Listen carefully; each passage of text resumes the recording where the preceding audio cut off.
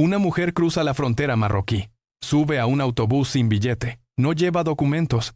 No sabe cuál es el nombre de su parada final. Solo sabe que Europa es el único destino posible. Ese viaje, realizado en el silencio de los años 90, es el primer eslabón de una cadena que nadie vio venir. 18 años después, su nieto es el centro de todas las miradas. El jugador más valioso del planeta. 358 millones de euros. Los expertos lo confirman. Un joven de 16 años que sostiene sobre sus hombros la expectativa de una nación entera. Pero aquel autobús no llevaba oro, ni contratos, ni fama. Llevaba incertidumbre. La abuela de Lamine Yamal caminó hacia lo desconocido sin mapa. Hoy, su nieto corre sobre el césped bajo las luces de los estadios más grandes del mundo. La historia no comienza con el primer gol, ni con el primer contrato profesional. La historia comienza ahí, en el asiento de un autobús clandestino que cruzaba fronteras, sin saber que estaba cambiando el destino del fútbol para siempre. El expediente del ascenso está abierto. Todo lo que vemos hoy nació de un paso que nadie registró. El destino final del viaje no fue una gran metrópolis, sino Mataró, una ciudad costera, a 30 kilómetros de Barcelona, que se convirtió en el crisol donde las rutas se detuvieron. Aquí, el aire salado del Mediterráneo recibió a Mounir Nasraoui, llegado desde Guinea Ecuatorial, y a Sheila Ebana, con sus raíces marroquíes. Dos historias de migración que recorrieron miles de kilómetros para cruzarse en estas calles. En Mataró, las distancias geográficas perdieron sentido. Los pasaportes quedaron guardados en cajones, y el esfuerzo diario de ambos padres empezó a tejer un nuevo tejido social. No fue fácil. Fue el trabajo constante, el intercambio de idiomas y la adaptación a una cultura que no les pertenecía. Pero en medio de esa lucha por establecer un hogar, ocurrió algo distinto. Nació un niño. Un pequeño que, desde sus primeros pasos en los parques de la ciudad, representaba la convergencia de dos mundos. Su llegada fue el punto de inflexión. Donde antes solo había incertidumbre y documentos pendientes, ahora existía un futuro. Mataró fue el refugio que permitió que dos historias paralelas se fusionaran en una sola dirección. El niño crecía mientras las raíces de sus padres se asentaban en el suelo catalán. Aquel pequeño no sabía que su vida estaba destinada a ser el puente entre dos continentes, uniendo la herencia africana con el fútbol global, bajo el sol de una ciudad que, sin saberlo, estaba preparando el escenario para el jugador que cambiaría la historia.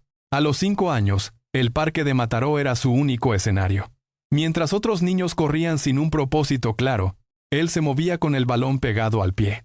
No era el juego de un niño cualquiera. Si el esférico se alejaba, él lo recuperaba con un giro de tobillo preciso, casi magnético. Los vecinos se detenían en las vallas. Observaban cómo el pequeño esquivaba las sombras de los árboles y los bancos de madera, con una naturalidad que rompía las leyes de la física. No había esfuerzo aparente, solo una conexión instintiva con la trayectoria del cuero.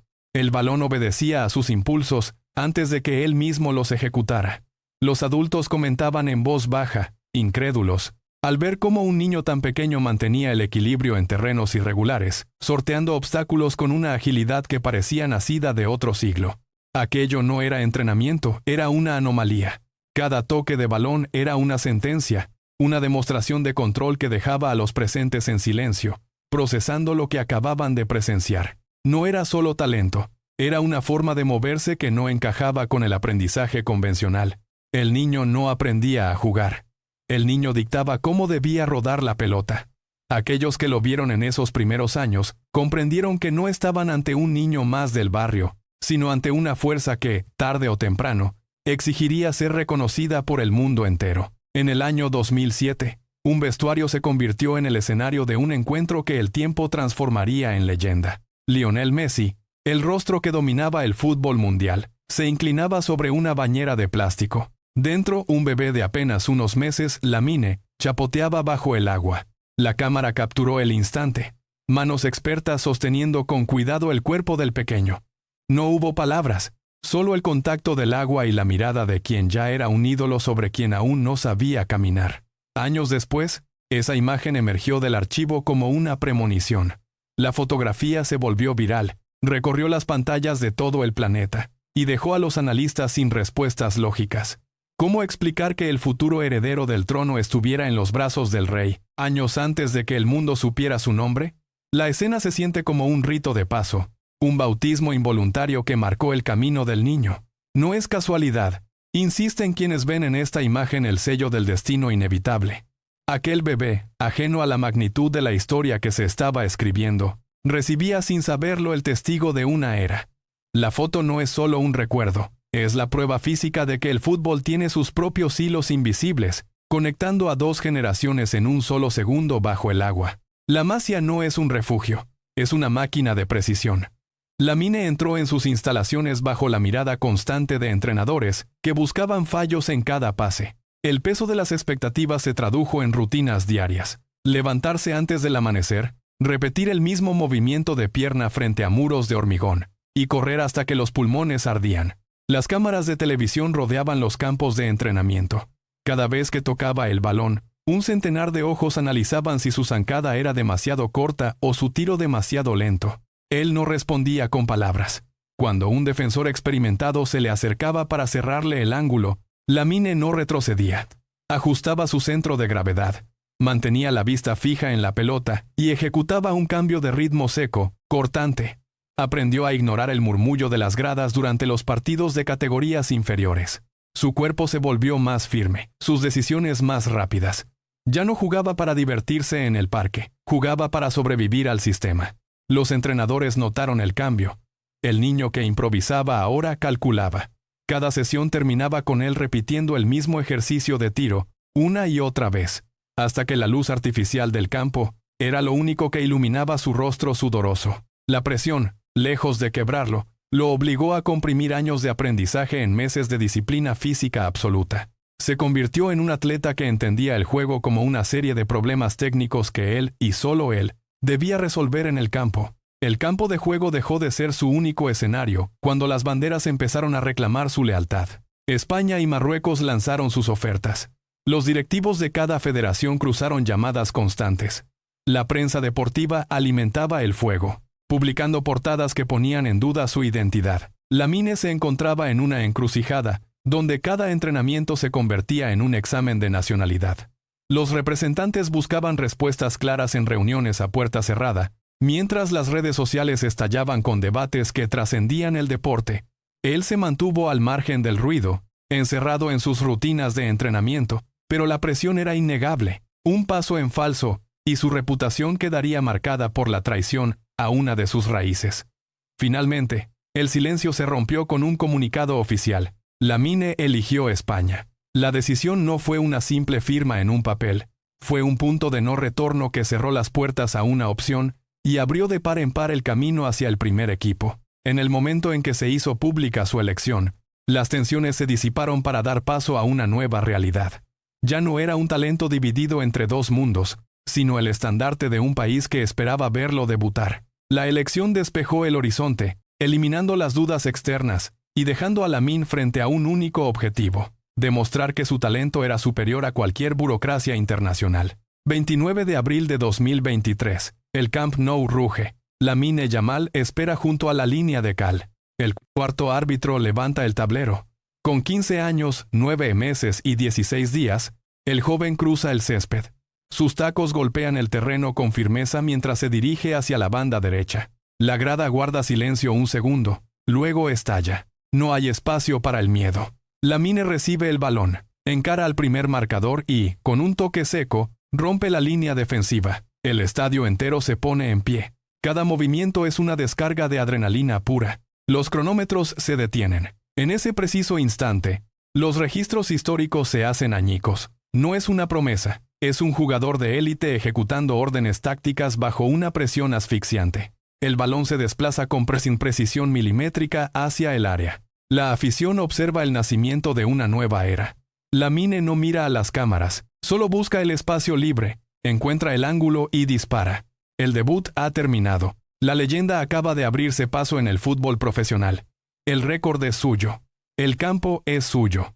Verano de 2024. Alemania se convierte en el epicentro. Lamine pisa el césped del torneo continental, con la mirada fija en la portería rival. Desde el primer minuto, el guión cambia. El balón llega a sus pies, y la defensa contraria retrocede. No hay dudas en sus desplazamientos, solo una sucesión de recortes secos que dejan a los laterales marcadores fuera de posición. Lamine toma el control total de la banda derecha. Sus pases atraviesan líneas de presión con la precisión de un veterano. Los rivales intentan cerrar los espacios, pero él acelera el ritmo, cambia la dirección y obliga a los porteros a intervenir bajo mínimos. Cada incursión suya genera una fisura en el sistema defensivo enemigo. No es solo velocidad, es lectura táctica aplicada en milisegundos. En los momentos de mayor bloqueo colectivo, Lamine pide el esférico, asume la responsabilidad del disparo y dirige la jugada. El estadio reconoce su jerarquía. Al final de la competición, los datos son irrefutables. Las estadísticas lo sitúan como el mejor jugador joven del torneo. El campo de juego ha sido su escenario de mando. El mundo observa cómo un adolescente dicta las reglas de un campeonato que se suponía reservado para los nombres más consagrados del planeta. Semifinales de la Eurocopa. El marcador está en contra. Francia domina el centro del campo. Lamine recibe el balón a 25 metros de la red. Un defensa se lanza para bloquear, pero él arrastra el esférico hacia el centro con un toque sutil y seco. El ángulo se abre. Lamine golpea el cuero. La trayectoria es una parábola perfecta que esquiva el guante del portero y golpea el poste interior antes de entrar. El impacto contra la red detiene el tiempo. Es el gol que cambia la historia. Los expertos recalibran los algoritmos. 358 millones de euros. No es una cifra al azar, es el precio de mercado de una pieza única. Con este disparo, la discusión sobre quién dominará la década termina. Lamine no solo marca un tanto, sentencia el relevo generacional. El estadio estalla en un sonido sordo y constante. En el césped, los rivales retroceden ante su avance. El heredero ha reclamado su trono con un golpe de precisión matemática. La jugada se repite en todas las pantallas del mundo, congelando el instante en que el fútbol global cambió de manos para siempre. Los focos se apagan y el césped se vacía, pero el eco del estadio persiste. Lamine aprieta los puños y busca en la grada. Detrás de los contratos millonarios y los aplausos, su mente vuelve a ese asiento de autobús donde todo comenzó. Sin documentos y sin mapa, su abuela trazó una ruta que hoy termina en la cima del mundo. Ella subió a aquel vehículo buscando una oportunidad. Él la ha convertido en un legado. El fútbol tiene la fuerza de elevar lo anónimo a la categoría de leyenda. Cada gesto de Lamine sobre el campo es un recordatorio de esa travesía inicial que nadie vio. El expediente permanece abierto, sobre la mesa, dejando que los hechos hablen por sí mismos. Tú decides qué creer ante esta trayectoria. Pero si esta historia te ha llevado a mirar más allá de los ídolos, prepárate. El próximo caso te espera en la pantalla. Ahí verás la otra cara de la moneda. El jugador que alcanzó la gloria en el club más grande, solo para enfrentar el rechazo absoluto un año después. La siguiente pieza del rompecabezas está esperando. Haz clic arriba para continuar.